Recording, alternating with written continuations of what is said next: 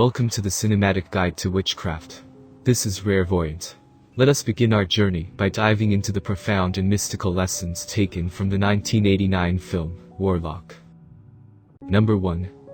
The Grand Grimoire. This film begins in the year 1691, 1 year before the infamous Salem witch trials plagued Massachusetts. A tall, savage-looking man emerges through the entrance of a dark prison cell. Giles Redfern, a very experienced witch hunter, has imprisoned a powerful warlock atop a stone tower.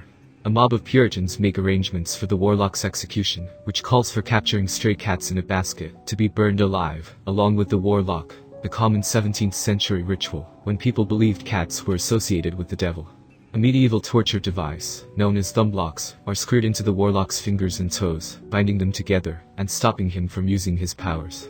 He patiently awaits his fate, seemingly fearless of his ultimate demise. Would not Satan have saved you, were he thus inclined? Perhaps he'll save us both, Redfern. And just as the warlock confidently utters these words, dark magic overcomes the small township. The sky turns black and the winds rumble wickedly.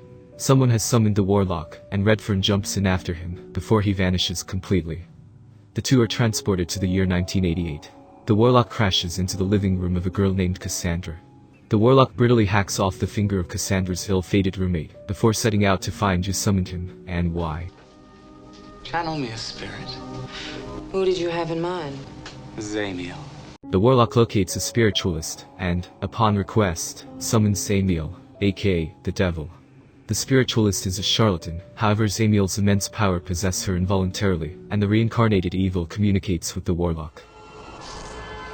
Ask me what thou wilt. Zamiel reveals to the warlock that he was summoned to this time and place to bring together the three parts of the Grand Grimoire. All witches are said to keep a grimoire, or a spellbook. Yet, only one is indestructible. One is the Bible of black magic. It contains spells of ancient powers, like creating energy, as seen here, and its creation can be traced back to the early 14th century. It was separated into three parts by priests in an attempt to hide it away from witches and ward off the destruction it may bring. Of the many evil secrets it contains, including summoning demons, this book also contains one very important piece of knowledge. Hidden within that book is the name of God, the lost name of God. The name of God was invoked during the time of creation. Should this name be uttered backwards, all creation would undo. Creation itself would reverse. All things and all worlds would be destroyed, and hell would beset the universe. Or, in other words, And all of creation becomes Satan's black hell besmeared farting hole! the cunning warlock accepts the challenge to bring together all three parts of the Grand Grimoire, upon making a deal with the devil. Rewarded for his efforts, the warlock would become the one, begotten, son of Satan. Guided by the bedeviled eyes carved out of the now dead spiritualist, the warlock departs for the pages of the Grand Grimoire. Number 2. The Aging Spell. The first set of cursed pages are located in an antique altar table in the home of Cassandra. The warlock descends upon the house, breaks the table, and seizes the pages within. To her misfortune, Cassandra crosses paths with the warlock who hexes her with the aging spell. Empowered by the possession of one of Cassandra's personal objects, her bracelet, the warlock recites the spell's incantation. Tout, tout, thrown about your callow life in dismay. Rentum osculum tormentum. A decade twice over a day. Upon awakening from the enchantment, Cassandra discovers she has aged 20 years in a single night. Redfern finally reaches the house to discover the missing pages, and bear witness to Cassandra's spellbound situation. Redfern requests Cassandra's help hunting down the warlock before it's too late. Terrified of the warlock's evil powers, Cassandra hesitates. Only once Redfern explains the final phase of the aging spell does Cassandra agree to the partnership. I say this, unless you find the warlock and thereby your bracelet, you shall die in but half a week. The spell did not age Cassandra, but instead, will age her endlessly until her death. The rebellious and reluctant Cassandra hates being forced to do anything, including maintaining her diabetes. But unless Cassandra reclaims her bracelet from the warlock, and breaks the hex, her fate is sealed and she will perish of old age, in her 20s. Number 3. The Witch Compass. As an expert witch hunter, Redfern is armed with a witch compass. This occult apparatus is capable of tracking a witch with only a single drop of their blood. Even the smallest droplet will provide a result. As chance would have it, the warlock's blood was spilled during his crash landing in the living room.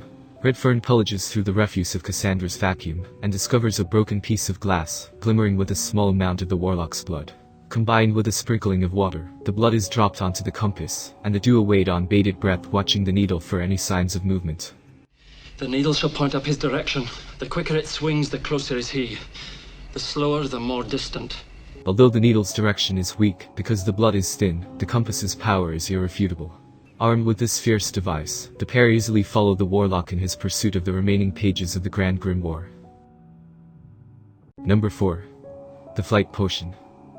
Of all the witch's potions, one might suggest the following is the most unhallowed of them all. In order to quickly locate the pages, before Redfern catches him, the Warlock must brew the Flight Potion. On his journey, he befriends a rambunctious child and the two talk for a short period. You're telling me you're a witch? You ain't no witch. Witches are girls. Some are men. The Warlock also informs the boy that witches do not fly on brooms, and that they require a potion to take flight. During their conversation, the Warlock hears church music in the background. The child reveals to him that he never attends church. It is with this small admission from the boy that the Warlock makes his most devilish plan to collect the ingredients for the potion. Of all ingredients used by a witch, the most coveted is human fat. And if that fat is cut from an unbaptized male child, there is but one purpose. One thing it will beget: flying potion. The innocent child's life is viciously taken by the Warlock. And as described in this film, once the Warlock boils the potion over an open flame and consumes it, he is able to take flight at very high speeds. Whisked away by the devil's darkest magic, the Warlock flies through the night, continuing on his quest. Number 5. The Signs of Bewitching. Redfern and Cassandra pursued the Warlock to an old farm of a self-admitted Mennonite, where the Warlock has reached the second set of pages. By having great knowledge of all the signs of a bewitching, the farmer is well onto the Warlock's presence. He first notices cream that is soured overnight, then, a horse that sweats. His daughter is befuddled after her bread doesn't rise. And by the time the farmer convinces his family they are hexed by a witch, Redfern barges into their kitchen, seeking their help to capture the Warlock. You are bewitched! Redfern places 2 pennies between the lips of the farmer and Cassandra before embarking into the attic, where the Warlock is practicing his craft. He tells them the pennies will ward off any errant magic, but also how important it is to never look into a witch's eyes. Redfern and the Warlock duel it out in the attic. The Warlock uses the Grand Grimoire and his newly discovered magic to nearly defeat Redfern. However, after a long chase, Redfern torpedoes a weather vane and impales the Warlock in his back. Subdued and being bound in the thumb block, the Warlock hexes the farmer with the evil eye. Look not in his eyes!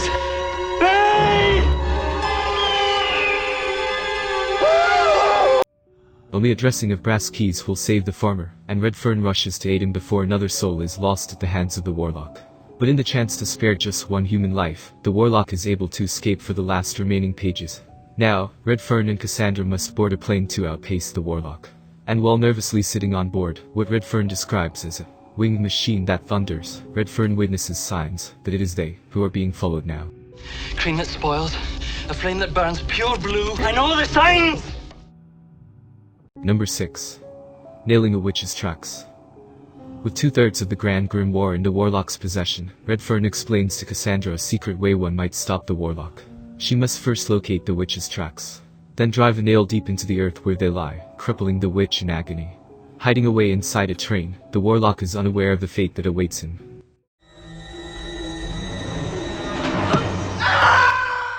The only way a witch may protect themselves from this torture is to place a board between their body and the tracks they left behind. It's important to note that these tracks are not confined only to those left by the feet. Cassandra also hammers a nail in a track left by the Warlock's head, knocking him unconscious and revealing his location. She then notices her bracelet hanging off the wrist of the Warlock. She races towards it hoping to save herself and reverse the aging spell placed upon her. The Warlock grabs her and she fights him off with the hammer. After a quick stumble, saving her from the Warlock, she notices something on the ground. Her bracelet. She finally reclaims it and breaks the aging hex. Besides, I got it back. Number 7. A Witch's Warning. Salt. The third and final set of pages of the Grand Grimoire are located in the coffin of Redfern's 250-year-old skeleton. In this time paradox, Redfern is alive in 1988, but died in what can be assumed was sometime during the early 1700s. 1/3 of the Grand Grimoire was bestowed to him during his lifetime, and he willed the pages to be buried along with him upon his death. Cassandra pries open Redfern's coffin to reclaim the pages. Oh, yuck. The cemetery is on consecrated ground which no witch may step foot upon. However, the Warlock, desperate to complete his quest for all 3 sets of pages, battles it out one last time with Redfern. Tossed around in the heat of the moment, Cassandra is knocked into the water. What looks to be the Warlock's victory and the end of all creation, is halted when Cassandra remembers an important lesson from the ultimate witch hunter. Salting the leather. How come? Witches loathe salt. Cassandra fills her insulin needles with salt water, and drives them into the neck of the Warlock. The Warlock perishes in a gory, gruesome fate, failing to bring hell to the universe, and possibly, to never return again. The 2 survivors breathe a sigh of relief. Redfern drifts back to his rightful place in time, leaving Cassandra behind, alone, with the possession of the complete Grand Grimoire, and all its secrets. The film ends when the cunning Cassandra buries the book, in the last place she believes any witch will ever dare to find it.